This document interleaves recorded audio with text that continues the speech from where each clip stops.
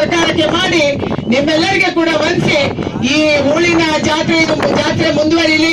ಆದ್ರೆ ನಮ್ಮ ಅಪೇಕ್ಷೆ ಇರುವಂತದ್ದು ಈ ಹೂಳೆ ಕಾಲದಂತೆ ಬರುವ ವರ್ಷದಲ್ಲಿ ಮಳೆ ಬರಲಿ, ಇದೆಲ್ಲವೂ ಜಲಾಶಯ ತುಂಬಲಿ ಅನ್ನುವಂತ ಆಶಯವನ್ನ ವ್ಯಕ್ತ ಮಾಡಿ ನಿಮ್ಮೆಲ್ಲರಿಗೆ ವಂದಿಸಿ ನನ್ನ ಮಾತು ಮುಗಿಸ್ತೀನಿ. ನಮಸ್ಕಾರ.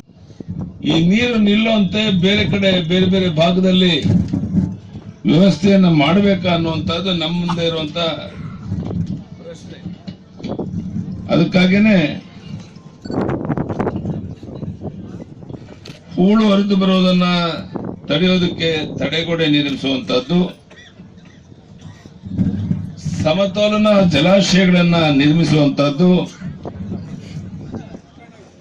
ಪರ್ಯಾಯವಾಗಿ ಬೇರೆ ಕಡೆ ಈ ನೀರನ್ನ ನಿಲ್ಲುವಂತೆ, ಹೆಚ್ಚುವರಿ ನೀರು ನಿಲ್ಲುವಂತೆ ಮಾಡಿದ್ರೆ ಬಹುಶಃ ಅದು ಹೆಚ್ಚು ಉಪಯೋಗ ಆಗಬಹುದು ಅನ್ನುವಂಥದ್ದು ತಜ್ಞರ ಅಭಿಪ್ರಾಯ ಆಗಿದೆ. ಹಾಗಾಗಿ ಅನೇಕ ಬಾರಿ ನಾವು ಇದರ ಬಗ್ಗೆ ಚರ್ಚೆ ಮಾಡಿ ಆ ಸಮಯದಲ್ಲಿ ನಾವು ನಿರ್ಧಾರವನ್ನು ತಗೊಳ್ಳಕ್ಕಾಗದೇನೆ ಮುಂದೋದದ್ದು ನಿಜ. ಆದ್ರೆ ನಾನು ನೀವು ಭರವಸೆಯನ್ನು ಕೊಡ್ತೇನೆ, ಇಲ್ಲಿ ಬರುವಂತ ಒಂದೊಂದು ಹನಿ ನೀರು ಸಹ ರೈತರಿಗೆ ಉಪಯೋಗ ಆಗಬೇಕು. ಈ ರಾಜ್ಯದಲ್ಲಿ ಹಿಂದೆಂದೂ ಕಾಣದ ಭೀಕರ ಬರಗಾಲ ನಮ್ಮನ್ನ ಕಿತ್ತು ತಿಂತಾ ಇರುವಂತ ಒಂದು ಸಂದರ್ಭ. ಈ ಸುತ್ತಮುತ್ತ ತುಂಗಭದ್ರಾ ಇರ್ಬೋದು, ಆಲ್ಮಟ್ಟಿ ಇರ್ಬೋದು, ನಾರಾಯಣಪುರ ಇರ್ಬೋದು, ಹಿಡ್ಕಲ್ ಇರ್ಬೋದು, ಈ 4 ಜಲಾಶಯಗಳಲ್ಲಿ ಹಿಂದೆಂದೂ ಇಷ್ಟು ಪ್ರಮಾಣದಲ್ಲಿ ನೀರು ಕಡಿಮೆ ಆಗಿ ಜಲಾಶಯ ಬತ್ತು ಹೋಗಿರಲಿಲ್ಲ. ಆ ಪುಣ್ಯಾತ್ಮ ಸಿದ್ದರಾಮಯ್ಯ ಯಾವತ್ತು ಕಾಲಿಟ್ರು ಅವತ್ತಿಂದ ನಮ್ಗೊಂದ್ ರೀತಿ ಈ ದುಸ್ಥಿತಿ ಬಂದಿದೆ. ನಾವೇನು 8-9 ತಿಂಗಳ ಕಾಲ ತಡ್ಕೋಬೇಕಾಗಿದೆ ನೋವನ್ನ, ಬೇರೆ ದಾರಿ ಇಲ್ಲ. ಸರಿಯೋ ತಪ್ಪೋ ಅವ್ರ ಅಧಿಕಾರದಲ್ಲಿ ಇದ್ದಾರೆ. ಒಂದು ಭರವಸೆ ನಾನು ಕೊಡ್ತೇನೆ, ಪ್ರಧಾನಿ ನರೇಂದ್ರ ಮೋದಿ ಅವರು ಇಂಥ ಕೆಲಸಕ್ಕೆ 16,000 ಕೋಟಿ ಕೊಡಕ್ಕೆ ಹಿಂದೆ ಮುಂದೆ ನೋಡೋದಿಲ್ಲ. ನಾವು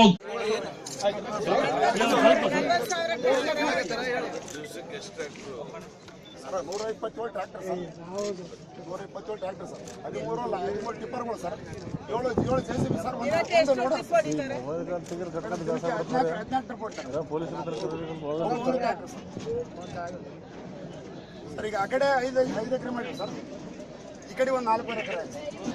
ಅದು ಎರಡಡಿ ಬೆಳಕಾಯ ಸರ್, 4 ಕಡೆ ಬೆಳಕಾಯ.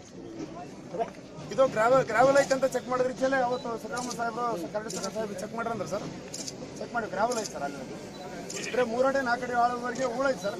ಅಲ್ಲಿದ್ದ ನ್ಯಾಚುರಲ್ ಗ್ರಾವೆಲ್ ಐತೆ. ಅಲ್ಲಿ ಹೋದಂಗ ಕೆಳಗೆ ಹೋದಂಗ ಇದು ಹೂಳು. ಮಸಾಲೆ ದೋಸೆ ತಿಂದೆ ಅನ್ನೋದೇನೆ ಜನಾರ್ದನ್ ಭವನಲ್ಲಿ ಅದೇ ದೊಡ್ಡ ಪತ್ರಿಕಾ ಪ್ರಚಾರ ತಗೊಂಡಿರುವಂತ ನಮಗೆ ಅಪಮಾನ ಮಾಡುವಂತ ಕೆಲಸ ಇದು. ಅವ್ರು ಸಿನಿಮಾಕ್ಕೆ ಹೋಗ್ಬಾರ್ದು, ದೋಸೆ ತಿನ್ಬಾರ್ದು ಅಂತ ಹೇಳಲ್ಲ, ಅದನ್ನ ಪ್ರಚಾರ ತಗೊಳ್ಳೋ ಕೆಳಮಟ್ಟಗಿಳಿದಿರುವಂತಹದ್ದು ಒಬ್ಬ ರಾಜ್ಯದ ಮುಖ್ಯಮಂತ್ರಿಗೆ ಶೋಭೆ ತರುವಂತದ್ದಲ್ಲ. ಏನೋ ಆಗಿದೆ, ಇನ್ನು 8-9 ತಿಂಗಳ ಸಂಯಮದಿಂದಿರಿ, ನೀವೆಲ್ಲ ಒಗ್ಗಟ್ಟಾಗಿ ನಮ್ಗೆ ಆಶೀರ್ವಾದ ಮಾಡಿ, ಖಂಡಿತ ನಾನು ನಿಮ್ಮ ನೆರವಿಗೆ ಬರ್ತೇನೆ. ಈ ಹೂಳು ತೆಗೆಯೋದಕ್ಕೆ ಯಾವ್ಯಾವ ರೀತಿ ಸಾಧ್ಯನೋ ನಾನು ಈಗಲೇ ತಕ್ಷಣ ಆದಷ್ಟು ಬೇಗ ನಾಳೆ ಪಾರ್ಲಿಮೆಂಟ್ ಸೆಷನ್ ಪ್ರಾರಂಭ ಆದಾಗ ಕೇಂದ್ರದ ನೀರಾವರಿ ಸಚಿವರು, ಕೇಂದ್ರದ ತಜ್ಞರ ಜೊತೆ ಸಮಾಲೋಚನೆ ಮಾಡ್ತೇನೆ. ಈ ಪರಿಸ್ಥಿತಿಗಳಲ್ಲಿ ದೇಶದಲ್ಲಿ ಬೇರೆ ಬೇರೆ ರಾಜ್ಯಗಳಲ್ಲಿ ಏನು ಕಾರ್ಯಕ್ರಮ ಕೈಗೊಂಡಿದ್ದಾರೆ ಅನ್ನೋದನ್ನು ತಿಳ್ಕೊಂಡು ಇದು ಕಾರ್ಯವನ್ನು ಮುಂದುವರಿಸೋಣ. ಆದ್ರೆ ಪರ್ಯಾಯವಾದ ವ್ಯವಸ್ಥೆ ಮಾಡಕ್ಕೆ ನಾನು ಬದ್ಧನಾಗಿದ್ದೇನೆ. ತಕ್ಷಣ ಅದ ಕಡೆ ಕನ್ನಡ ಸಾಹಿತಿಗೆ ಬಂದು ಆಶೀರ್ವಾದ ಮಾಡಿ ನಾವು ಮಾಡ್ತಿರೋ ಒಳ್ಳೆ ಕೆಲಸಕ್ಕೆ ನಾವು ನಿಮ್ ಜೊತೆಗೆ ಇದ್ದೇವೆ ಅನ್ನೋ ಭರವಸೆನ ಕೊಡ್ತಾ ಇರುವಂತ ಅತ್ಯಂತ ಸ್ವಾಗತಾರ್ಹ ಸಂಗತಿ. ಅದಕ್ಕಾಗಿ ಪೂಜ್ಯರಿಗೆ ಇಲ್ಲಿ ಕೆಲಸ ಮಾಡ್ತಿರೋ ಯೋಜನೆಯಲ್ಲಿ ಬಹಳ ಕಡಿಮೆ ಪ್ರೀಮಿಯಂ ತಾವು ಕಟ್ಟಿದ್ರೆ ಇವತ್ತು ಒಬ್ಬೊಬ್ಬ ರೈತನಿಗೆ 50,000 ಲಕ್ಷ ಪರಿಹಾರ ಬಂದಿರುವಂತಹದ್ದು, ಮತ್ತೆ ಕೇಂದ್ರ ಸರ್ಕಾರ ಬಿಡುಗಡೆ ಮಾಡಿರುವಂತ ಹಣವೂ ಸಹ ಹಂಚದೇ ಇರುವಂತಹದ್ದು, ಮತ್ತೆ ಪ್ರಧಾನಮಂತ್ರಿಗಳು ನೀರಾವರಿ ಯೋಜನೆಗೆ ಹೆಚ್ಚಿನ ಆದ್ಯತೆ ಕೊಡಬೇಕು ಅಂತ ಯೋಚನೆ ಮಾಡಿರುವಂತಹದ್ದು, ಎಲ್ಲ ಸಂಗತಿಗಳು ಬಹುಶಃ ಭಗವಂತನ ದಯದಿಂದ ಕೇಂದ್ರದಲ್ಲಿ ನರೇಂದ್ರ ಮೋದಿ ಅವರ ಸರ್ಕಾರ, ಕರ್ನಾಟಕದಲ್ಲಿ ನಿಮ್ಮ ಯಡಿಯೂರಪ್ಪನ ಸರ್ಕಾರ ಇದ್ರೆ ಹೆಚ್ಚು ನೆರವನ್ನ ತಂದು ನಿಮ್ಮ ಸಮಸ್ಯೆಗೆ ಸ್ಪಂದಿಸಕ್ಕೆ ಸಾಧ್ಯ ಆಗುತ್ತೆ. ಆದ್ರಿಂದ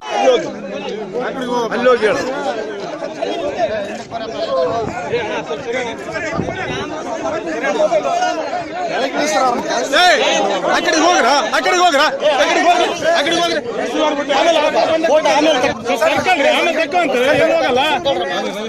ಸಂದರ್ಭದಲ್ಲಿ ಈ ರಾಜ್ಯದ ಮುಖ್ಯಮಂತ್ರಿಗಳು ಅವತ್ತಿನ ವಿರೋಧ ಪಕ್ಷದ ನಾಯಕರು ಕಾಂಗ್ರೆಸ್ಸಿನ ನಡಿಗೆ ಕೃಷ್ಣೆಯ ಕಡೆಗೆ ಅನ್ನುವಂತ ಘೋಷಣೆಯೊಂದಿಗೆ ಯಾತ್ರೆಯನ್ನ ಶುರು ಮಾಡಿದ್ರು. ಅವರು ಮುಖ್ಯಮಂತ್ರಿ ಆದಂತ ಸಂದರ್ಭದಲ್ಲಿ ನಮ್ಮೆಲ್ಲರಿಗೂ ಕೂಡ ಭರವಸೆ ಇತ್ತು, ಅವರು ಹೇಳಿದಂತೆ ನಡ್ಕೊಂತಾರೆ ಅಂತ ಹೇಳಿ. ಇಲ್ಲಿ ಎಲ್ಲ ಪಾರ್ಟಿಯ ಜನ ಕೂಡ ನೀವು ಇರ್ಬೋದು, ಯಾವುದೇ ಪಾರ್ಟಿ ವಿಚಾರ ನಾನು ಮಾತಾಡಲ್ಲ, ಆದ್ರೆ ಭರವಸೆ ನಿರೀಕ್ಷೆ ಅಂತೂ ನನ್ನನ್ನು ಸೇರಿ ನಿಮ್ಮೆಲ್ಲರಿಗೂ ಇತ್ತು. ಆದ್ರೆ ಇವತ್ತು ಕೃಷ್ಣೆಯ ಅಭಿವೃದ್ಧಿಗಾಗಿ, ಕೃಷ್ಣೆಯ ನೀರನ್ನ ರೈತರಿಗೆ ಕೊಡುವುದಕ್ಕಾಗಿ ಫೀಲ್ಡ್ ಕ್ಯಾನಲ್ಗಳಾಗಬೇಕಾಗಿತ್ತು, ನಮ್ಮ ತುಂಗಭದ್ರಾ ನದಿಯ ಹೂಳೆತ್ತಬೇಕನ್ನುವಂತ ಬೇಡಿಕೆ ಈ 3-4 ಜಿಲ್ಲೆಗಳದಾಗಿತ್ತು. ಇದು ಯಾವುದರ ಬಗ್ಗೆ ಒಂದು ಇಂಚು ಕೆಲಸ ಆಗಿದೆ ಅನ್ನುವಂತ ಭಾವನೆ ನಮ್ಮೆಲ್ಲರಲ್ಲಿ ಮೂಡ್ತಾ ಇಲ್ಲ. ಮತ್ತು ಬಜೆಟ್ ಅಲ್ಲಿರುವಂತ ದುಡ್ಡನ್ನ ಖರ್ಚು ಮಾಡಿ ಈ ಭಾಗದ ಜನಕ್ಕೆ ಅವರ ನೋವಿನ ಕಣ್ಣೀರನ್ನು ಒರೆಸುವುದಕ್ಕಾಗಿ ಬರಗಾಲ ಬಿದ್ದಿರುವಂತ ಈ ಸಂದರ್ಭದಲ್ಲಿ ಸರ್ಕಾರಕ್ಕೆ ಒಂದು ಅವಕಾಶ ಇತ್ತು.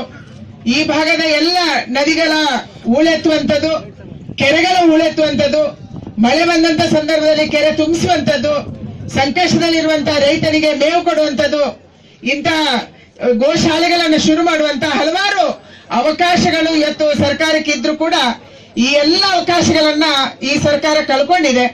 ಆದ್ರೆ ನೀವೆಲ್ಲರೂ ಒಂದು ನಿರೀಕ್ಷೆಯಲ್ಲಿ ಬಂದಿದ್ದೀರಿ. 2018ಕ್ಕೆ ಯಡಿಯೂರಪ್ಪನವರು ಮತ್ತೆ ಮುಖ್ಯಮಂತ್ರಿಗಳಾಗ್ತಾರೆ, ನೀವು ಬಂದಿದ್ದೀರಿ. ನಂಗೆ ಅನ್ಸುತ್ತೆ ಇವತ್ತು ಪೂಜ್ಯರ ಆಶೀರ್ವಾದದಿಂದ, ನಿಮ್ಮೆಲ್ಲರ ಆಶೀರ್ವಾದದಿಂದ ಜನರ ರೈತರ ಕೆಲಸ ಮಾಡುವಂತ ಒಂದು ಸರ್ಕಾರ ಬರಬೇಕಾಗಿದೆ. ಯಡಿಯೂರಪ್ಪನವರಿಗೆ ಆಸಕ್ತಿ ಇದೆ. ಕಳೆದ 40 ವರ್ಷದಲ್ಲಿ ರೈತರ ಪರವಾಗಿ ಹೋರಾಟ ಮಾಡಿ ಆ ನೋವು ಗೊತ್ತಿದೆ, ದುಃಖ ಗೊತ್ತಿದೆ.